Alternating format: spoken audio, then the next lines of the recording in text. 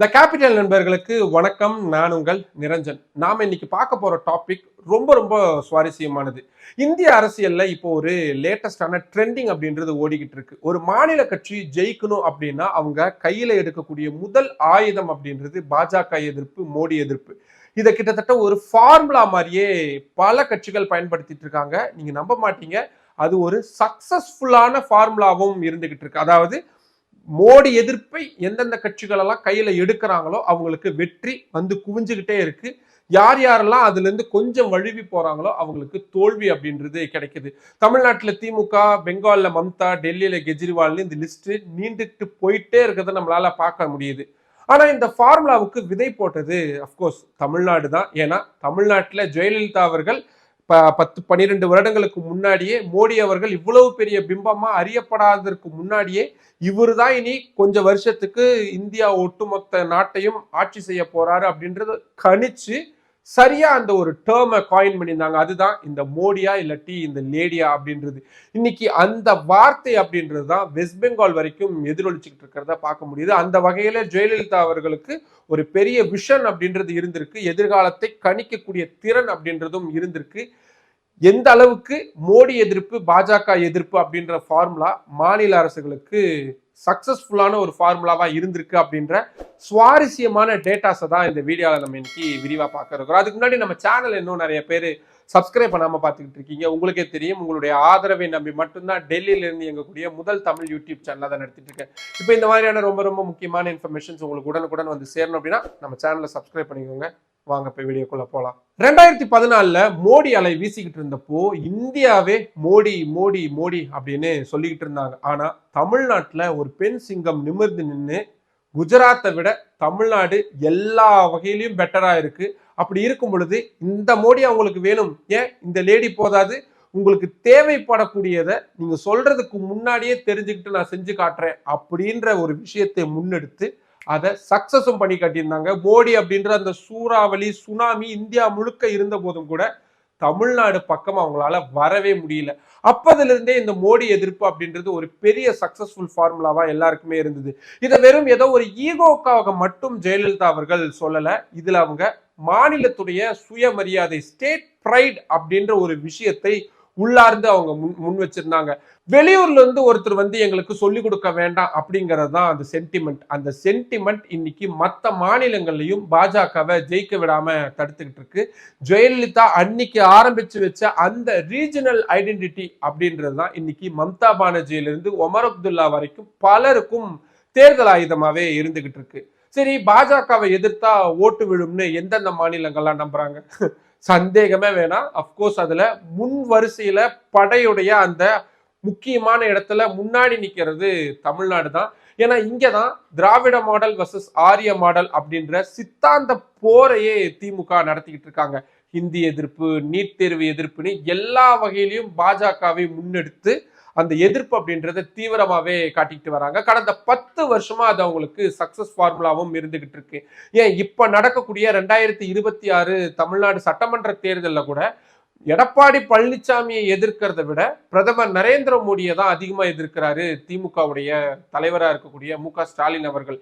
அவருடைய பேச்சு, அறிக்கை இது எல்லாத்தையும் ரொம்ப உன்னிப்பா கவனிச்சு பாருங்களேன். நான் சொல்றது எந்த அளவுக்கு உண்மைன்றது உங்களுக்கே புரியும். மேற்கு வங்கம் பெங்கால் மக்களுக்கா இல்லாட்டி வெளியாட்களுக்கா அப்படிங்கிற கோஷம் தான் மம்தா பானர்ஜி இப்ப நடக்கக்கூடிய மேற்கு வங்க மாநில சட்டமன்ற தேர்தலுக்காக வைக்கிறாங்க. ஒட்டுமொத்தமா பாஜகவை அவங்க வெளியாடு அப்படின்ற ஒரு முத்திரையை குத்தி தான் பல வருஷமா அரசியல் செஞ்சுட்டு இருக்காங்க. கடந்த 10 வருடங்களா அவங்களுக்கு அது பெரிய ஒரு சக்சஸ் ஃபார்முலாவும் ஒரு விக்டரிக்கான ஒரு மந்திரமாவும் இருக்கு. ஏன்னா அங்க பாஜக ஆட்சியில இருந்தது கிடையாது. காங்கிரஸ் இருந்திருக்காங்க, இடதுசாரிகள் இருந்திருக்காங்க. ஆனா இவங்க 2 பேரையுமே அப்படியே லெப்ட் ஹேண்ட்ல தள்ளி விட்டுட்டு என்னுடைய எதிரி இவங்க தான் அப்படின்றத பக்காவா சொல்லி பம்பரமா வேலை பார்த்து அந்த வெற்றி அப்படின்றத பண்ணிக்கிட்டே இருக்கிறாங்க. கேரளாவுக்கு வாங்க. மதச்சார்பின்மை அப்படின்றது தான் கேரளா மாநிலத்துடைய மெயின் மேட்டராகவே இருக்கு. பாஜக உள்ள வந்தா கேரளாவுடைய கலாச்சாரம் கெட்டு போயிரும் அப்படின்றது தான் அங்க இருக்கக்கூடிய இடதுசாரிகள் தொடர்ச்சியா சொல்லக்கூடிய விஷயம். 2 முறை கேரளா மாநிலத்துல ஒரே கட்சி 2 முறை ஆட்சிக்கு வந்ததே கிடையாது அப்படின்ற சரித்திரத்தை இடதுசாரிகள் மாத்துறதுக்கான காரணம் அவங்களுடைய காங்கிரஸ் எதிர்ப்பு அப்படின்றத விட அவங்களுடைய மோடி எதிர்ப்பு. நாங்க வரிக்கே கொடுக்குறோம், எங்களுக்கு திருப்பி அதுல வந்து எதுவுமே வர்றது கிடையாது, கவர்னரை வச்சு எங்களை போட்டு தொல்லை பண்றாங்க, அப்படி இப்படின்னு தொடர்ச்சியா இடதுசாரிகள் மோடி எதிர்ப்பு அப்படின்ற விஷயம் அவங்களுக்கு இந்த தேர்தல் வரைக்குமே ஒரு பயங்கர டஃப். நீங்க நினைச்சு பாருங்க, 10 வருஷமா அவங்க ஆட்சியில் இருக்கிறாங்க, இந்த தடவையும் 50-50 சான்ஸ் தாங்க ஆட்சி மாற்றம் அப்படின்னு சொல்றாங்கன்னா எந்த அளவுக்கு அது ஒரு சக்சஸ்ஃபுல்லான ஒரு வீரியமான ஒரு விஷயமா இருக்கு அப்படின்றத புரிஞ்சுக்க முடியுது. ஜார்க்கண்ட் மாநிலத்துல இப்போ ஹேமந்த் சோரன் தான் முதல்வரா இருக்கிறாரு. பழங்குடியின உரிமை அப்படின்றத அவர் வச்சு பேசுறாரு.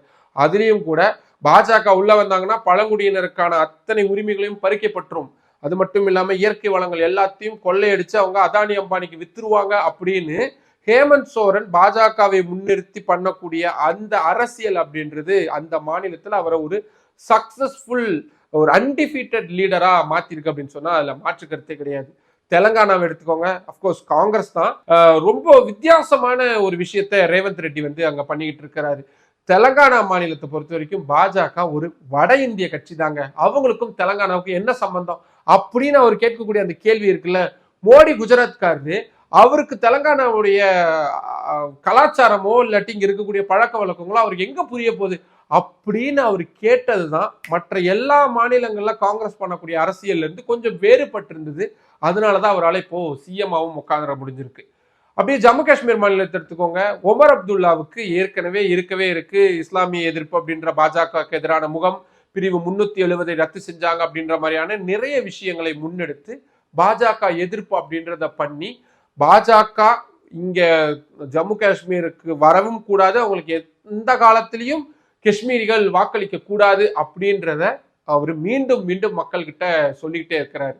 ஆனா இதெல்லாம் இவங்க வெறும்னே ஓட்டுக்காக மட்டுமே பண்ணிக்கிட்டு இருக்காங்களா, வெறும்னே திட்டினா மட்டும் ஓட்டு விழுந்துரும்னு இவங்க எல்லாம் நம்புறாங்களா அப்படின்னு கேட்டீங்கன்னா கொஞ்சம் டீட்டெயிலா அனலைஸ் பண்ணி பார்த்தா இல்லவே இல்லை அப்படிங்கிற பதில் தான் நமக்கு கிடைக்கும். ஏன்னா மாநில கட்சிகள் மக்கள் மத்தியில பாஜக மீதான பயத்தை கொண்டு வர்றதுக்காக நிறைய முக்கியமான விஷயங்களை பிரயத்தனப்படுறாங்க. அதுல மிக முக்கியமானது சுயாட்சி, ஃபெடரலிசம். மத்திய அரசு எல்லா அதிகாரத்தையும் எடுத்துக்கிறாங்க, கவர்னரை வச்சு குடைச்சல் கொடுத்துக்கிட்டே இருக்கிறாங்க அப்படின்ற கம்ப்ளைண்ட் இந்த விஷயத்துக்கு பெரிய பாயிண்டா இருக்கு. அடுத்து எங்க மேல ஹிந்தியை திணிக்கிறாங்க, எங்க கலாச்சாரத்தை மாத்த பாக்குறாங்க அப்படின்னு அவங்க விதைக்கக்கூடிய ஒரு வகையான பயம்.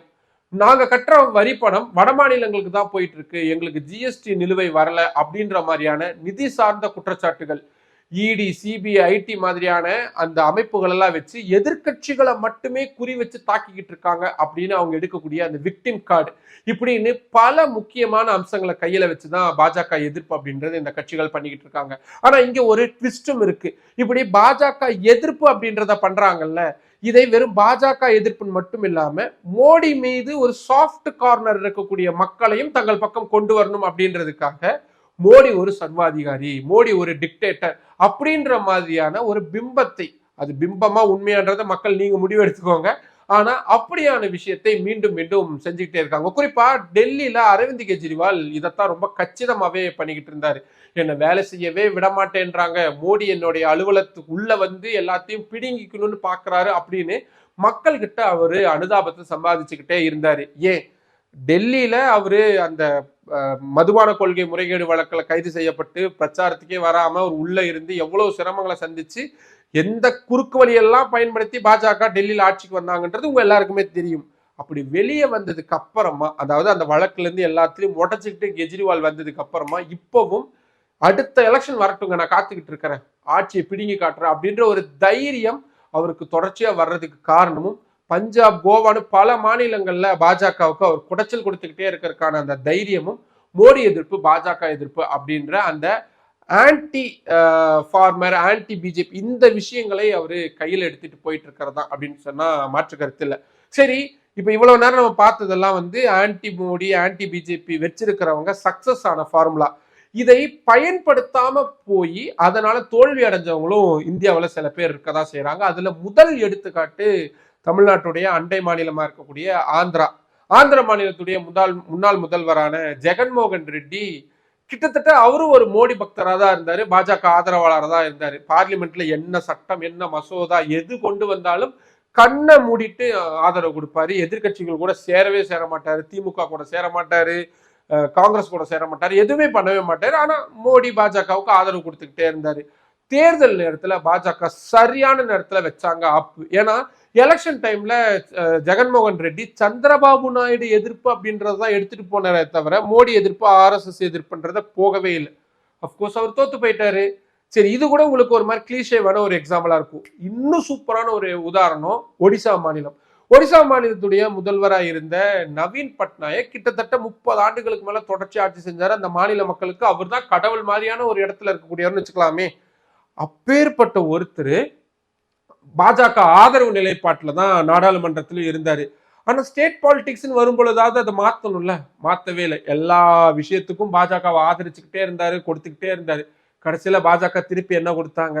வழக்கம் போல அதே ஆப்பதான் கொடுத்தாங்க. அவர்கிட்ட இருந்து ஆட்சியை பறிச்சுக்கிட்டாங்க.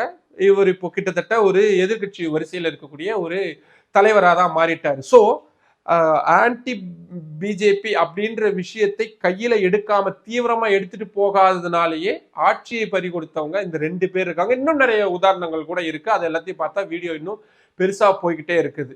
ஆனா ஒட்டு மொத்தமா இந்த இவ்வளவு தூரம் நான் சொன்ன உதாரணங்களை வச்சு பார்த்தா anti BJP anti Modi formula அப்படின்றது நிச்சயமாவே ஒரு சக்சஸ்ஃபுல் ஃபார்முலாவா இருக்கு அப்படின்றதுல மாற்று கருத்தே கிடையாது. ஏன்னா இந்தியாவை பொறுத்த வரைக்கும் பன்முகத்தன்மை கொண்ட ஒரு நாடா தான் இருக்கு. இங்க ஒற்றை ஆட்சியோ இல்லாட்டி ஒற்றை கலாச்சாரமோ, இவங்க சொல்ற மாதிரி one nation one dash, one nation one dash அப்படின்ற மாதிரியான விஷயங்கள் மக்கள் அவ்வளவு சீக்கிரம் ஏத்துக்கக்கூடிய மனப்பான்மையில இல்லாதவங்களா தான் இருக்கிறாங்க. அது ஏத்துக்கணுன்ற அவசியமும் கிடையாது. அது இன்னும் சொல்ல போனா தவறும் கூட.